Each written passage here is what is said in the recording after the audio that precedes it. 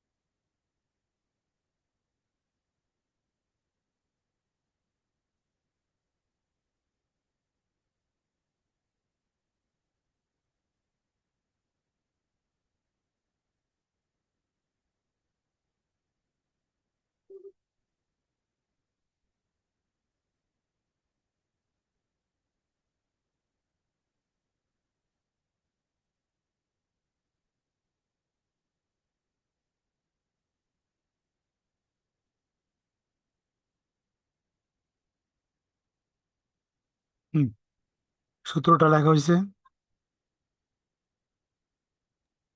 না স্যার।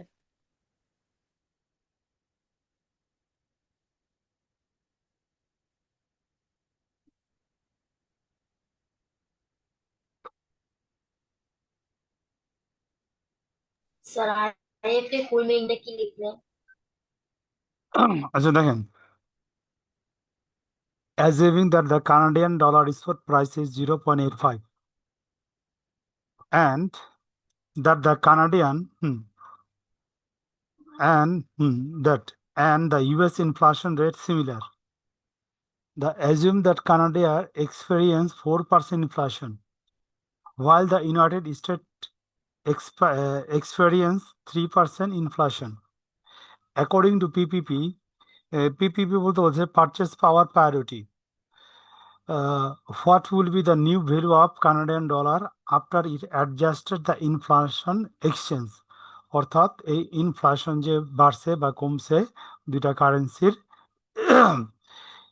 এইটার পর এটার ভ্যালুটা কত হইতাছে ইনফ্লেশনের পরে।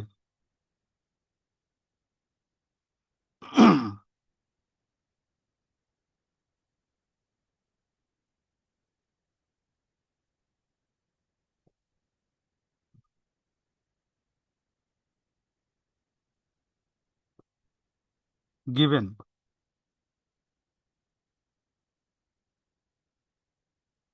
spot price as কোশ্চেনে দেওয়া আছে ডলার 0.85,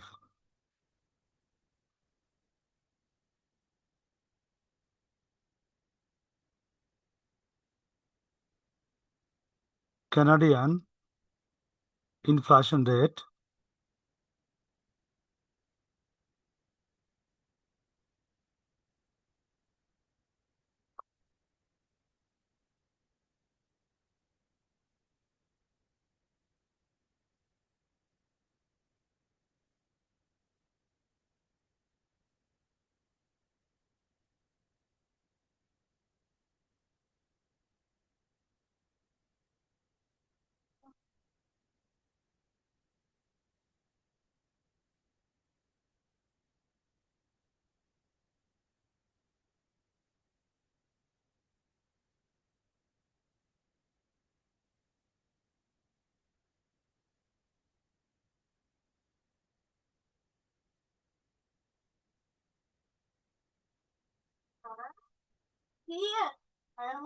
স্যার 4% মানে 0.04।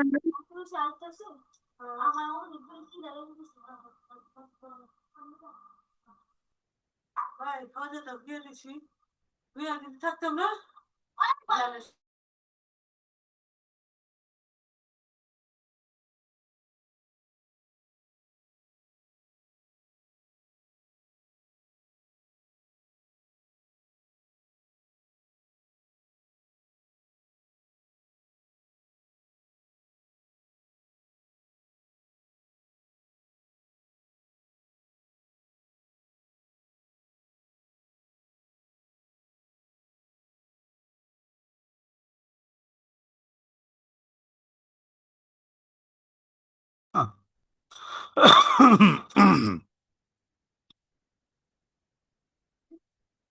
গেটটা বেরাও।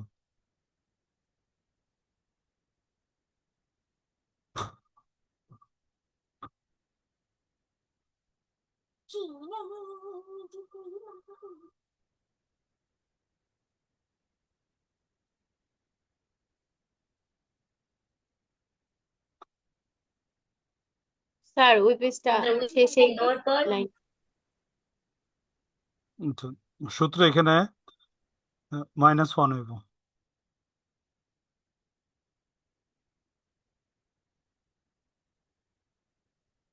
হয়েছে।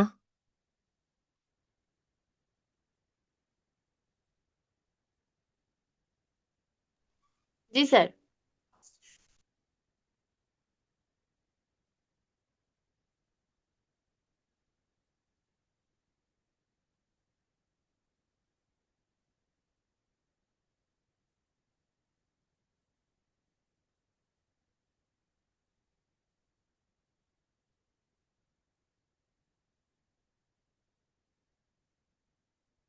উপরে এটা আই এন না? এইচ এইচ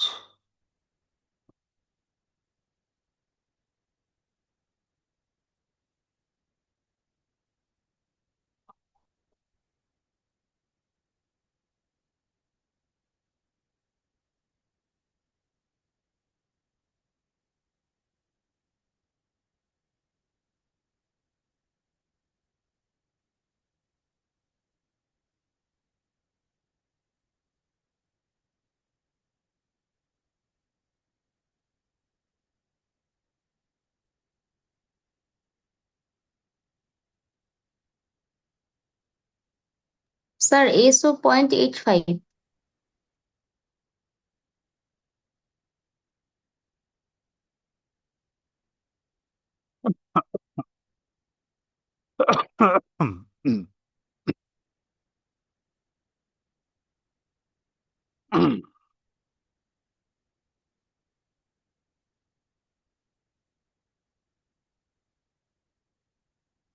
দেখুন তো ক্যালকুলেশন এটা বের হয় কিনা।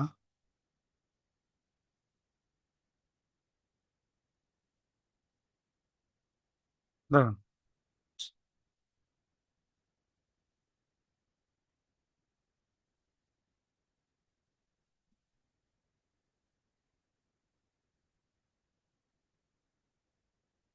স্যার 85.816। এটা হয়েছে 85 আসে। 85। আচ্ছা 85 আসলে 85ই ঠিক আছে।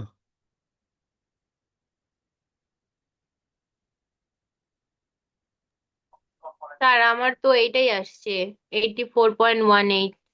আচ্ছা কনফিউজড করেন কে ভাই, নাম্বারটা চেক করতে বললাম আপনাদের, অ্যান্সারটা কত আপনি আসছে। আগে যেটা দিছেন ওইটাই আমার 84.18।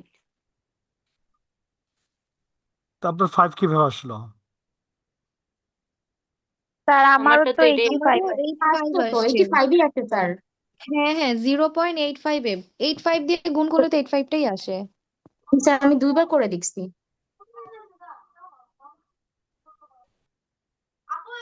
আচ্ছা ক্যালকুলেশন যেটা আসবে ওইটাই রেজাল্ট, ঠিক আছে। স্যার ওইখানে তো সিপি হচ্ছে মাইনাসের আসছিল। সিপি মাইনাস আসছিল। হুম জি। হুম। তো আমার এখানে তো মাইনাস লিখতে হবে। তার মাইনাস দিলে হচ্ছে যে আপনি যেটা লিখছিলেন ওইটা আসে, আর প্লাস দিলে হচ্ছে যে 85 আসে। মাইনাস যেহেতু আমার এখানে মাইনাস বেরিয়েছে মানটা তো মাইনাস লিখতে হবে, ঠিক আছে। 0.0096, ওকে। তো এটা সেকেন্ড ব্র্যাকেট দিয়ে দেন, ওকে।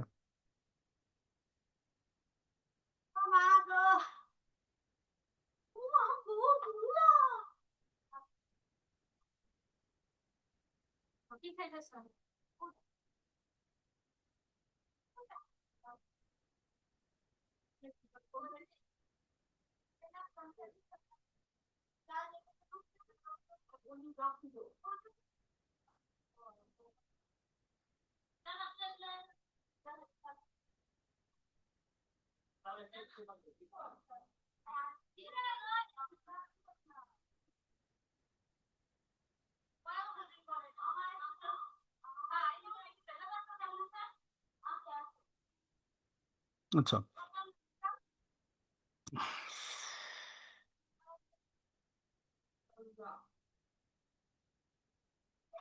দেখেন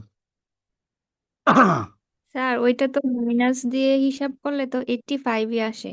যদি আমি মাঝে ওইটা মাইনাস নেই, প্লাস মাইনাস তো মাইনাস হয়ে যাবে না? মাইনাস হয়ে যাবে। তাহলে তো 85ই আসবে। আচ্ছা ভাই, ক্যালকুলেশন যেটা ওইটা অ্যান্সার, ঠিক আছে। আচ্ছা দেখেন, বড় যেতেছে আমি, এই অঙ্কটা দেখেন পারবেন কিনা, সেম অঙ্ক।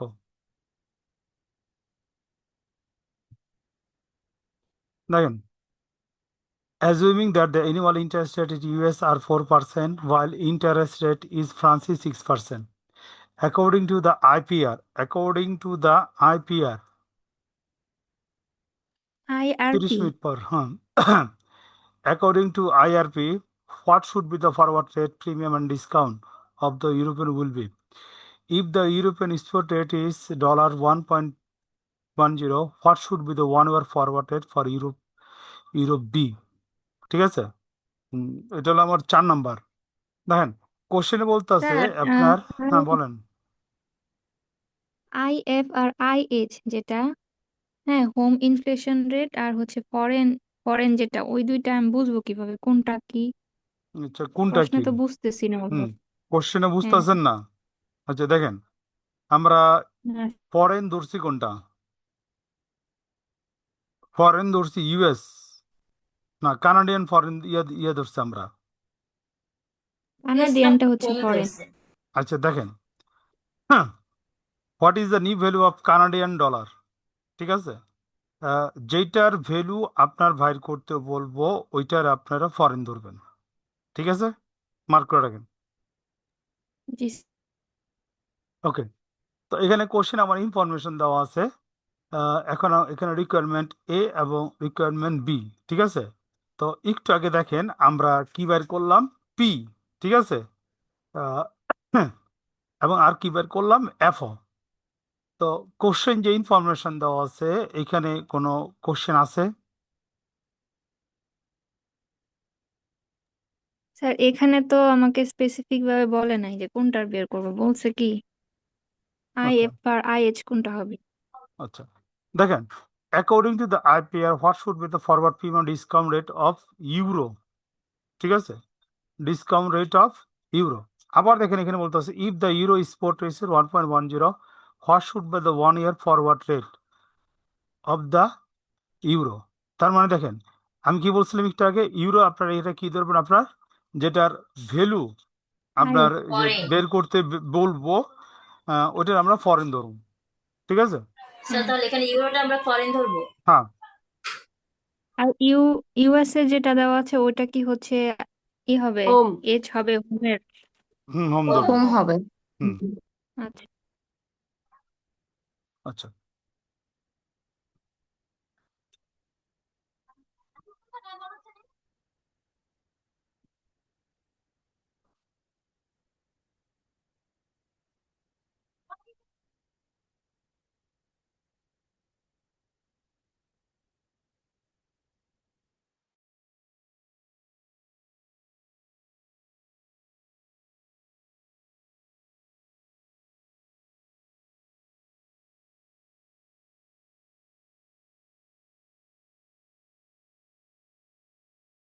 আচ্ছা এটা বাংলা বইয়ের কত নম্বর চ্যাপ্টার?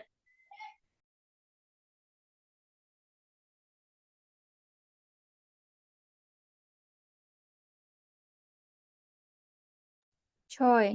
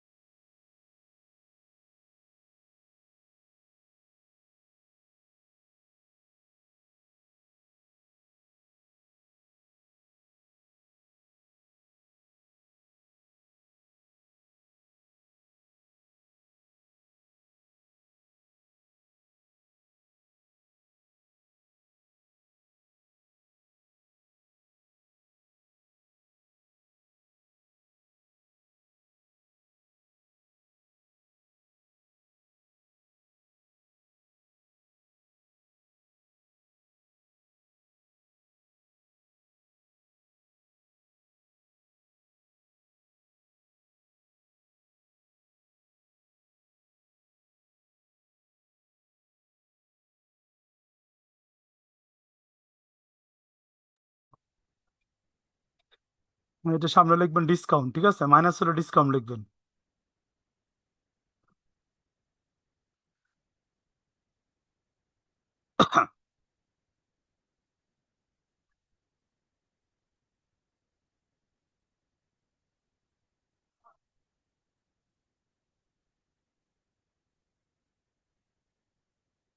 স্যার প্লাস হলে কি কিছু লিখতে হবে? প্রিমিয়াম লিখতে পারেন।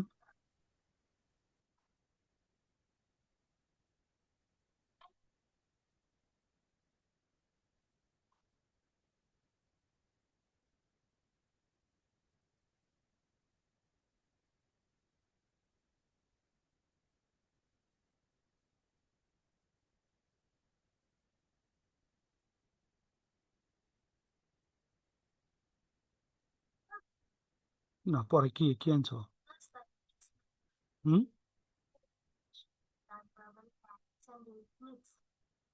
না রাখো এদিকে।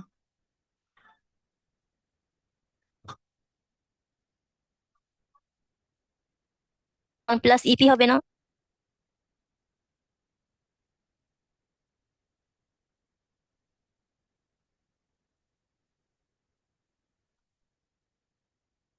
হুম, এটা অ্যান্সার দেখছেন।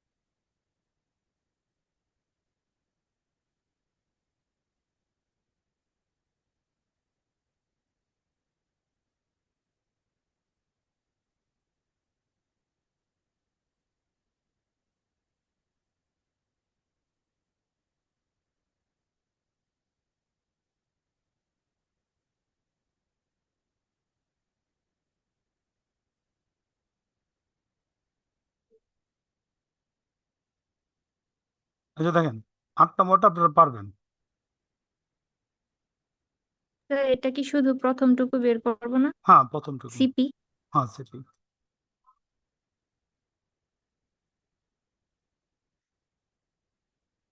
আচ্ছা,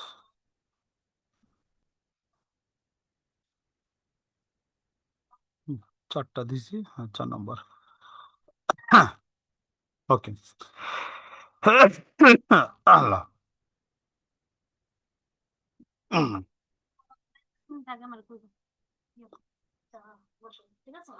আচ্ছা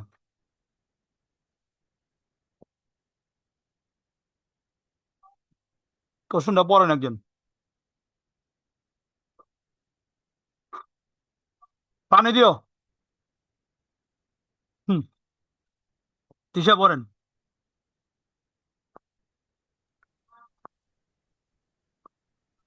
Your employer, a large MNC, has asked you to assess its transaction exposure. Its project cash flows are as follows for the next year. Chinese yuan হচ্ছে 5 কোটি মেবি। হ্যাঁ, পরে হচ্ছে টোটাল স্যার ইনফ্লো হচ্ছে 5 কোটি, আউটফ্লো হচ্ছে 4 কোটি। Hmm current exchange rate in US ডলারে হচ্ছে $0.15। আর হুম ব্রিটিশ পাউন্ডে হচ্ছে 20 লক্ষ টোটাল ইনফ্লো। আর আউটফ্লো হচ্ছে 10 লক্ষ। আর current exchange rate in US ডলারে $1.50। Assume that the movements in the Chinese yen and the British pound are highly correlated. Provide your assessment as to your firm's degree of transaction exposure. Question বুঝছেন কিছু? তার নিচের টুকু তো বুঝি নাই। হুম উপরটা বুঝছেন? হ্যাঁ, দেখেন এখানে মূল কথা হইলো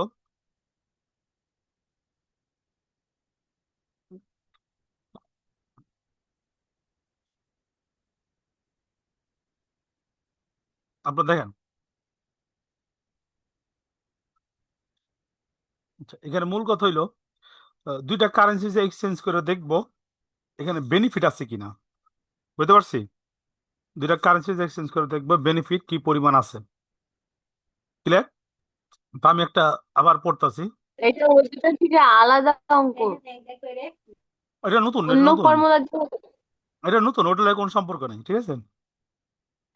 you are employ large NMC company, তুমি একজন কর্মচারী একটা মাল্টি ন্যাশনাল কোম্পানির। এমএনসি মানে multi national company. And has asked to exchange transaction exposure, দুইটা ট্রানজাকশন করার জন্য এক্সপোজ করা যাচ্ছে। It is a project cash flow আর follow of current next year, একটা প্রজেক্টের ক্যাশ ফ্লো দেখাইতেছে। কারেন্সি চাইনিজে টোটাল ইনফ্লো হইব 5 কোটি টাকা, আউটফ্লো হইব 4 কোটি টাকা। Exchange rate in US dollar, এটা যদি ইউএস ডলার এক্সচেঞ্জ করে তো রেটটা হইব 0.15 ডলারে। আবার বলতেছে এটা যদি প্রজেক্টে যদি ব্রিটিশ পাউন্ডে যদি এটা এক্সচেঞ্জ করা হয়, তো এখানে বলতেছে ক্যাশ ইনফ্লো যদি হয় টোটাল ইনফ্লো হইব 20 লাখ এবং আউটফ্লো হইব 10 লাখ। উম, এবং এই ক্ষেত্রে current exchange rate US dollar হইব 1.50।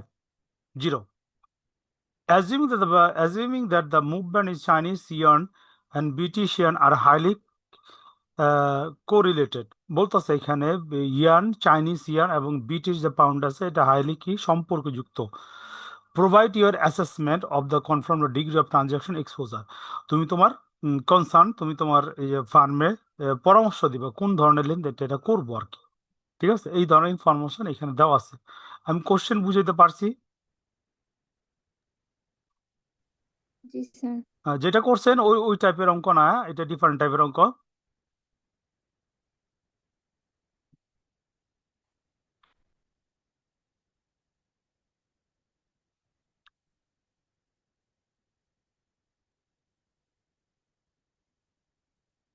Problem 5। Hmm, total present value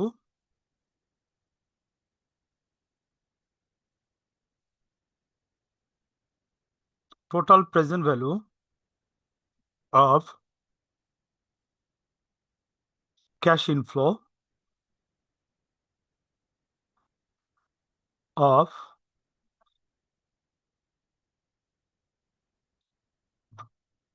Chinese yuan সমান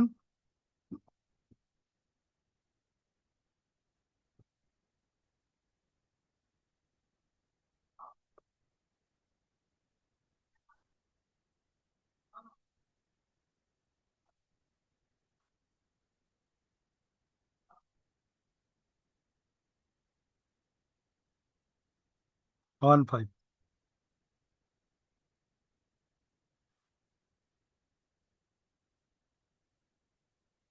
Okay, total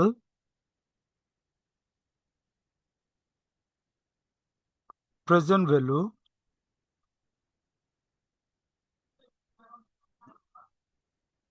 of এটার সাথে ইউএস ডলার গুণ করা হয়েছে। ডলার গুণ করা হয়েছে। দেখেন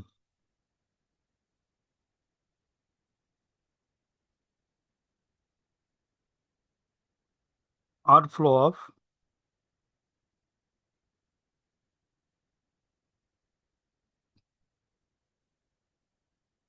সমান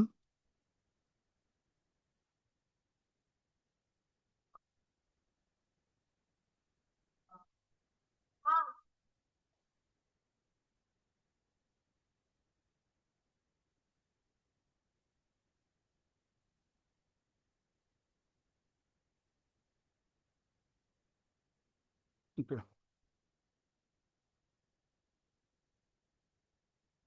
অতএব NEET present value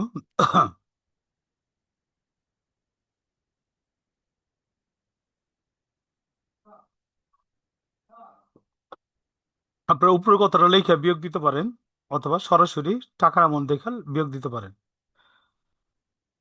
total cash inflow minus total cash outflow.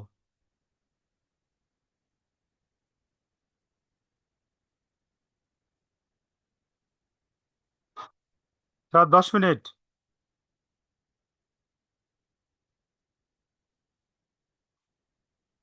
বিয়োগ দিলে আমার এখানে আইতেছে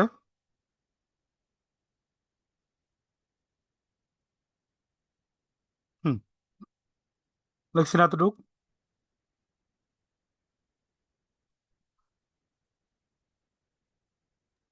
জি স্যার। ওকে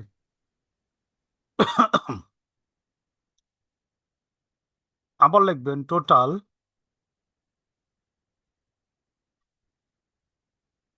ভ্যালু। এখন কি ব্রিটিশ হ্যাঁ ইয়েটা না, ব্রিটিশ হ্যাঁ হ্যাঁ pound? Present value of cash inflow of British pound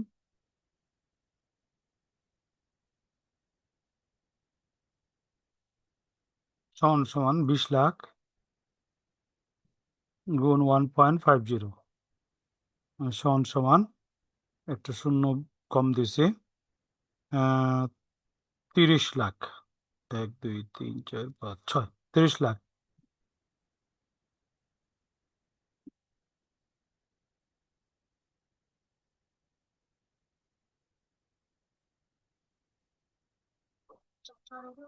hmm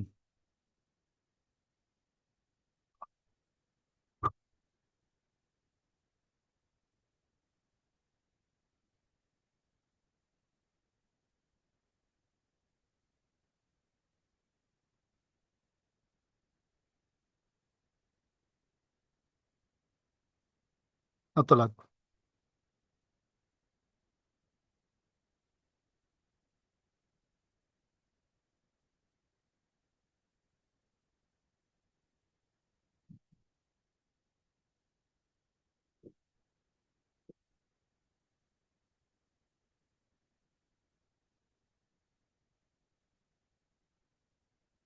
okay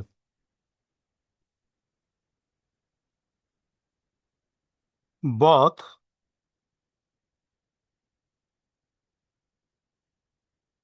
British pound and Chinese yuan একটু পড়াইতেছি has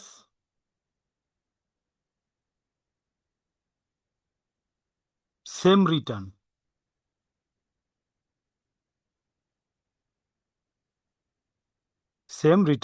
লেখা হয়েছে ভাই? না জি স্যার স্যার। একটু